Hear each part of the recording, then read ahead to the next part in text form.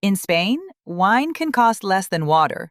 Kids might be playing around a bar terrace at 11 at night, and in winter, your apartment could actually be colder than the street. But let's start somewhere quieter. Number 1. Saints and prayers, coffee, beer, and bocadillos, sharing the same space. This is an hermandad, a religious brotherhood. Part devotional group, part neighborhood institution, part social club. And in plenty of places, its Casa de Hermandad has a bar cafeteria around a patio where anyone is welcome to have breakfast or lunch, grab a drink, and carry on with their day. And that's the first thing Spain teaches you about bars. Sometimes they are not just bars. They are social spaces, neighborhood spaces, family spaces. Which brings us to number 2. Kids in bars late at night. Now, this one gets talked about a lot on expat blogs and relocation forums, but when you actually see it, it still hits differently. Especially if you come from a place where kids mostly disappear from public life after dinner. In Spain, whether on weekends, holidays, summer nights, family gatherings, and even on some weeknights, you may look around a bar terrace at 11 p.m. and realize there are children everywhere. A baby asleep in a stroller, a toddler being passed from one relative to another, older kids playing near the plaza while the adults finish their drinks. Because a Spanish bar is not always just a place where adults go to drink. A lot of the time, it's closer to a neighborhood living room with better ambiance and louder chairs. Grandparents, parents, cousins, babies, dogs. Everybody gets folded into the same social space. So if dinner starts late and everyone's out, the kids are out too. This doesn't mean every child in Spain is partying until midnight on a school night. It just means kids are often included in adult social life in a way that can surprise foreigners. So you look over and see a 6-year-old eating chips at the next table with the confidence of someone who has no plans tomorrow. And nobody looks concerned. Then you sit there, recalibrating your own sense of bedtime, and feel a sudden pang of thirst. Which brings us to number 3, drink prices. You ask the waiter for water and a bottle appears. Fine, I guess. You never specified what kind of water. Then you look at the menu and notice a glass of wine or a caña, and suddenly your brain does the math. Wait, the wine is how much? Because in some places, bottled water can cost the same or more than a small beer or glass of house wine. And if you come from a country where restaurant wine is treated like a luxury surcharge, this feels slightly illegal. Spain, meanwhile, acts like nothing strange is happening. Wine's not fancy, it's just there. Not automatically for a special occasion, just another thing people might drink with food. And the price shock doesn't only happen in bars and restaurants. Go into a supermarket and you can find a perfectly normal bottle of wine for a couple of euros. Then you look at the sparkling water, and suddenly the water is the one making you pause. This is the kind of price comparison that makes foreigners stop in the aisle and reconsider everything they thought they knew about beverages. Important detail. Tap water is a different story. Bars and restaurants are supposed to offer free tap water if you ask for it. But usually, you have to specify agua del grifo, or un vaso de agua. Because if you just say water, a bottle appears. And then you discover that the bottle is competing financially with the fermented grapes. That's the real shock. And the surprises don't stop with drink prices. Sometimes it's actually the drinking schedule, which is number 4 on our list. And I'm not talking about the late afternoon beer or the wine you just had with dinner. I'm talking about what can happen earlier in the day. This one is easy to exaggerate, so let's not turn Spain into a drinking cliché. No, most people aren't starting every morning with a shot of aguardiente and then casually operating heavy machinery. But that image didn't come from nowhere either. The old rural habit of taking a little aguardiente at breakfast is mostly from another generation, but you can still find it, especially in smaller pueblos, among older men, or around people with a more campo rhythm to their day. Aguardiente, coffee, toast. A breakfast that looks like it already clocked in. In some agricultural traditions, that little shot of aguardiente was called matar el gusanillo. Literally, to kill the little worm. Basically, to settle the stomach before real food arrived. That's not most people's Tuesday anymore. But wine or beer with lunch at 2 p.m.? Totally normal. A menú del día often includes a drink, and that drink might be water or soda or beer or wine. Nobody blinks either way. In some countries, a glass of beer or wine during a work lunch feels like an HR incident waiting to happen. In Spain, lunch is lunch, wine is wine, and everyone is expected to continue behaving like an adult. That's the part that surprises people. Not wild drinking, not chaos, just a different relationship with time, food, alcohol, and trust. Okay, so after spending enough time in bars and restaurants, this next detail becomes impossible to ignore. Number 5 is the bathroom situation. And before anyone gets offended, no, this is not every public bathroom in Spain. Some are perfectly fine, clean, beautiful, taken care of. But in a lot of everyday bars, cafes, restaurants, and other public places like bus and train stations, you learn an important survival rule. Bring tissues. Because the first shock is that there may be no toilet paper. The second shock is that there may be no soap. But you do get the basics: a toilet, a sink, a door lock that might require faith, and a hand dryer from 1998 that sounds like it's trying its best, assuming it's even plugged in. Again, not everywhere, but common enough that you eventually stop trusting bathrooms on principle. You become the person with emergency tissues in your bag in case you need one. Not because you're paranoid, because you've learned from experience. And once Spain teaches you one survival habit, another one follows. This time, not in the bathroom, but at the counter. Number 6 is the invisible line, or queue, depending on where you're from. You walk into a bakery or butcher shop, a small market stall, a pharmacy, or some tiny village office, expecting to find a line. Or at least a ticket machine where you can grab a number. And you find neither. Just people sprinkled around the place. Someone is near the counter. Someone is leaning by the door. Someone is sitting down because there's a chair, and why suffer standing if the system doesn't require it? So your brain makes a dangerous little calculation. Maybe they're browsing or waiting for someone else, so you drift toward the counter, thinking you might be next. Trust me, you're not. Because everyone in there already knows exactly whose turn it is. The issue is, you do not. This is when you learn the question. ¿Quién es el último? Who's last? Someone says, yo, and now you're after them. That's it. You've joined the invisible line. Spain didn't invent this. Other countries have their own versions. And to be fair, ticket machines and number systems are more common now, especially in bigger offices and busier places. But there are still plenty of counters where ¿Quién es el último? Will come in quite handy, and you'll find yourself asking it as soon as you walk in. This is how integration happens. Quietly. With bread, meat, prescriptions, or whatever errand brought you into that place. And speaking of prescriptions, number 7 is the pharmacy situation. You have a headache, so maybe your first instinct is to walk into the corner store or supermarket, expecting the little medicine aisle. Painkillers, cold medicine, maybe something for your stomach. And then Spain says, nope, wrong building. Because in Spain, actual medicine lives at the pharmacy, not the supermarket, not the gas station, not next to the shampoo and chewing gum. The pharmacy. The place with the glowing green cross.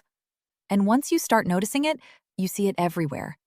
A Spanish pharmacy is not just a place where you silently grab medicine from a shelf and leave. A lot of the time, you walk in, explain what's wrong, and the pharmacist becomes your first stop before deciding whether something is serious enough for a doctor. A sore throat, a rash, a stomach issue, a weird bite on your leg that may or may not be your imagination. You explain. They ask questions. They recommend something.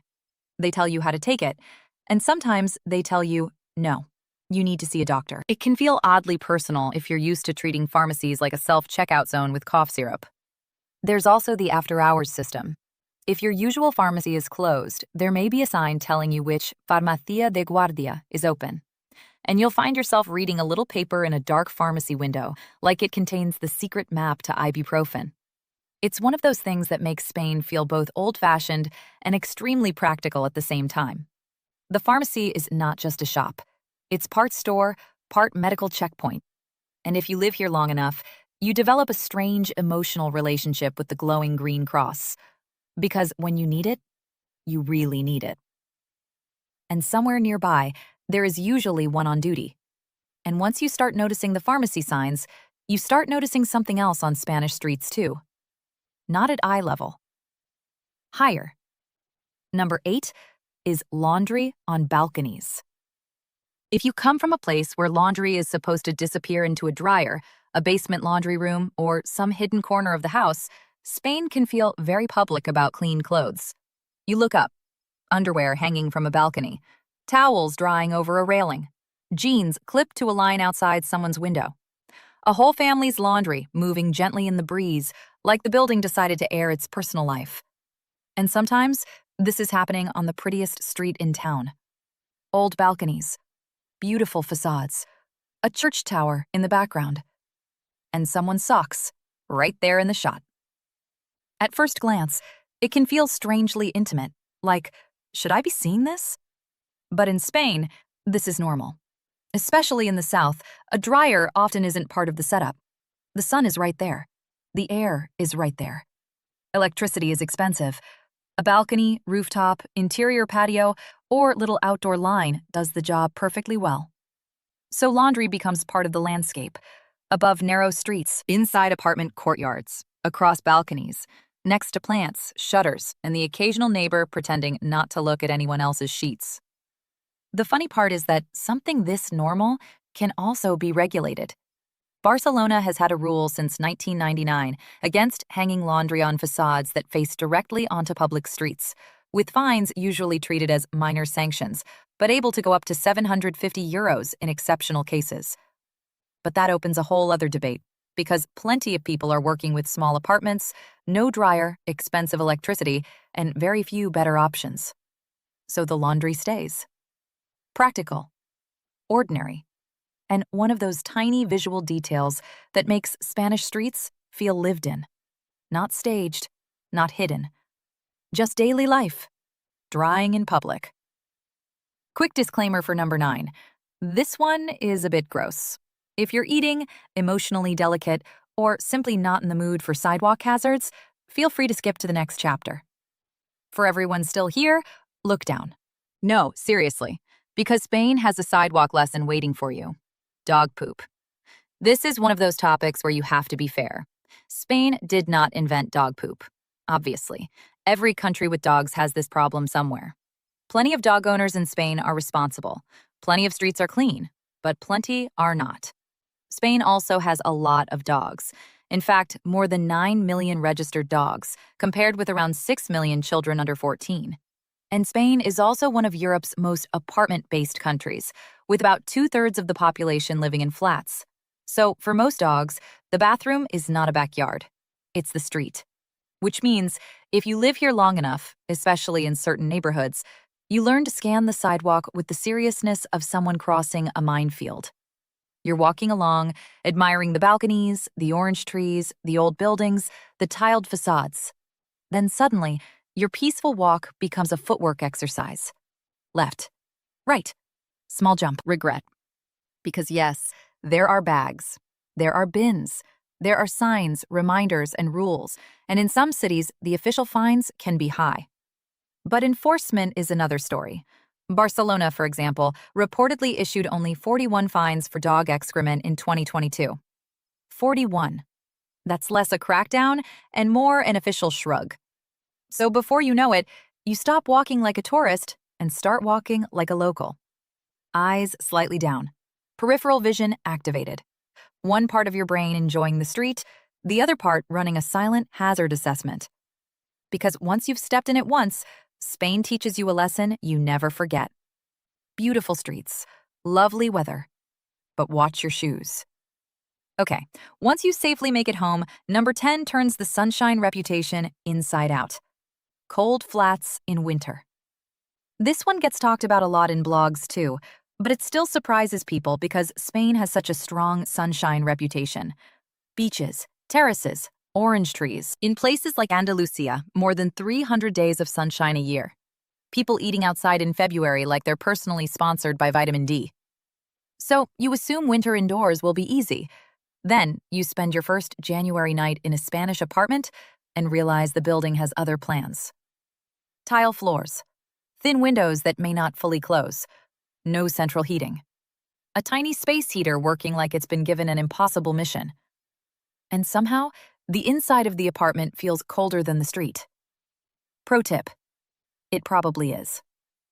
In Spain, especially in older buildings and in milder regions where deep winter is not supposed to be the main event, heating can be improvised. One recent property listing study found that roughly 1 in 4 Spanish homes had no heating system at all. So the solution is often not one big system warming the whole home. It's a heater in one room, a blanket on your lap, socks inside slippers, a robe over your sweater, maybe a mesa de camilla, the little table with a heater underneath and a blanket over it, which is basically a warm cave for your legs. Maybe a hot water bottle if things get serious.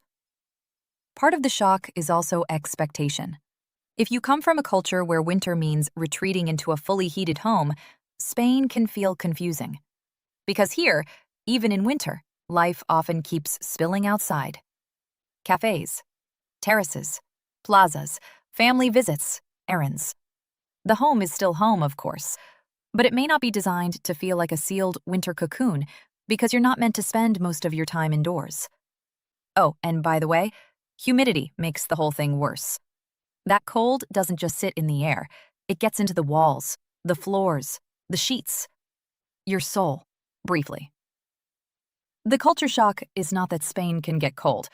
The shock is how cold a Spanish home can feel even when the weather outside doesn't look that bad.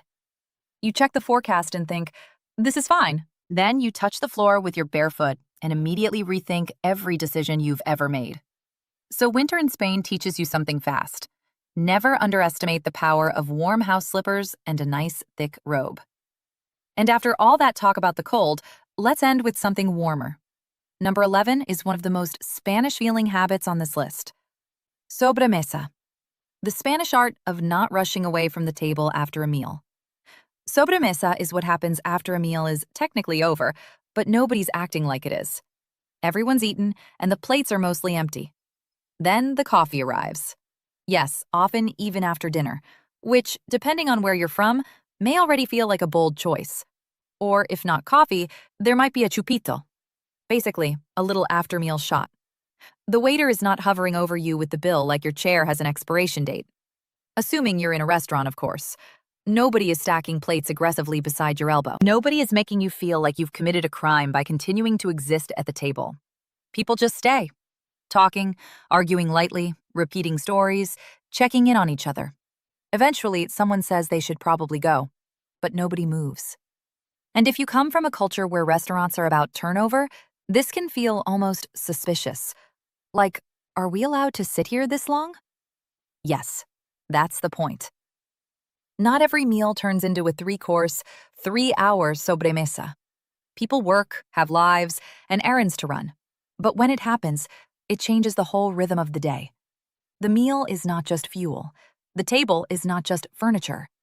The conversation is part of the experience. And maybe that's the best way to end this list. Because some of these little culture shocks are funny. Some are useful. Some are messy. Some require tissues, slippers, or serious sidewalk awareness. But at some point, the same thing happens to everyone. You adapt. You ask who's last in line. You carry tissues. You stop being surprised by bras hanging from balconies. You start to understand why the plaza is still alive at midnight. And one day, you step into a small chapel, follow the voices into a courtyard, and find yourself grabbing a drink at the bar. And instead of thinking, this makes no sense, you surprise yourself by thinking, actually, it kind of does.